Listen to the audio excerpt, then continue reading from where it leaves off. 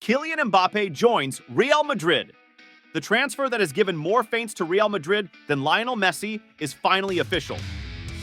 Real Madrid ends their yet again glorious campaign on the top of Europe, winning La Liga, Spanish Super Cup, and another record 15th Champions League trophy.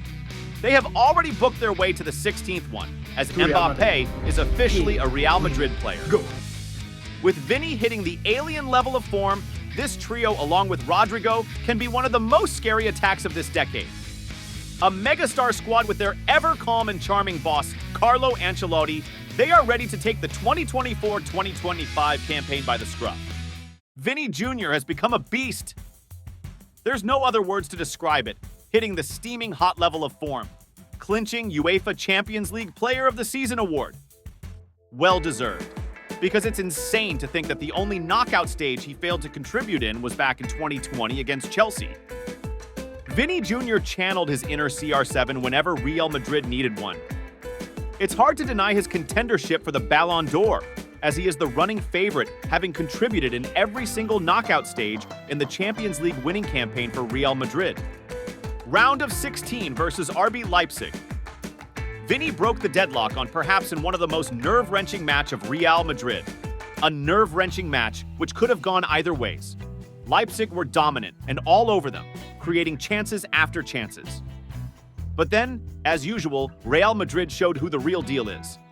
Vinicius broke the deadlock in the second half of the game, finally relieving all the pressure that had been building on Real Madrid for so long. Quarterfinals versus Man City. In the most hard matchup, Vini Jr didn't fail to show up and wrote a statement why he is the main man of Real in the thrilling blockbuster, which was easily the match of the season. Vini Jr provided 2 assists in a 3-3 draw against Man City at the Bernabeu. First one came as a beautifully weighted through, who finished by tucking off against Ortega in the most clever fashion.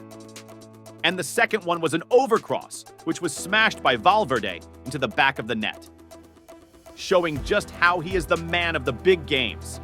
Even in the second leg against Manchester City, Vini Jr didn't fail to make his mark by providing an assist to the only goal in the game, by crossing onto Rodrigo, who finished in the second time of asking. Once again, he showed up why he is the deserving player of the number 7 on his back. Semifinals versus Bayern Munich. At Allianz Stadium, Vini Jr put on a freaking solo show by scoring a brace against Bayern, which led to a 2-2 tie. The first goal came as a moment of genius between Toni Kroos and Vini Jr by dragging Kim Min-jae and then returning to finish the through played into space past Manuel Neuer. The second goal was a penalty won by Vini Jr and Rodrigo during a combining play where Rodrigo was fouled. Real Madrid was 2-1 down at the time, but Vini smashed it into the right of Neuer, making him go the other way, leveling the score when they headed onto Bernabeu, which was the most Real Madridistic match of this campaign. Real Madrid headed onto Bernabeu as clear favorites.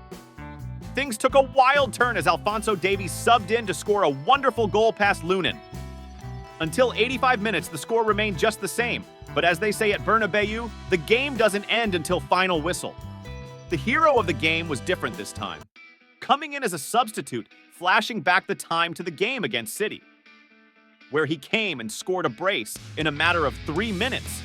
Tuchel had already made a wrong decision by subbing off his attackers, although game ended with a controversial referee call.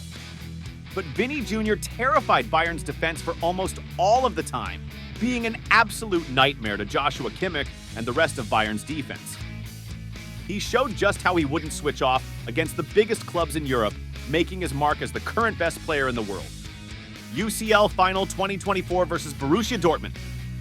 The certainty of him being a Ballon d'Or number 1 contender came with his performance in the UCL Final against Borussia Dortmund. In the first half of the final, it almost seemed like Dortmund will snatch away the victory. But hey, it's Real Madrid in the final. In fact, the last time Real Madrid lost a UCL final was back in 1981 against Liverpool. In the second half of the game, Kroos took a beautiful corner, finding Carvajal, who was the unexpected hero of the night, scoring a header past Kobel to give Real Madrid the lead. Then it was Vini Jr who was the second scorer of the night, capitalizing on Jude Bellingham's assist, sealing the UCL final for Real Madrid. With this, Vini Jr. became only the 8th player ever to score in more than one UCL final. Like it or not, he is the most deserving candidate as we go halfway through the Ballon d'Or rankings. There's no denial in Vini Jr. being the absolute best player at the moment. It's not because of those goal contributions he did with 24 goals and 11 assists, but rather the timing and clutch of those situations, showing up in biggest matches with some of the best solo performances.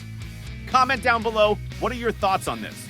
And hey, don't forget to subscribe, as we will bring you the reason why Cristiano Ronaldo is the most disrespected player ever. Coming up next.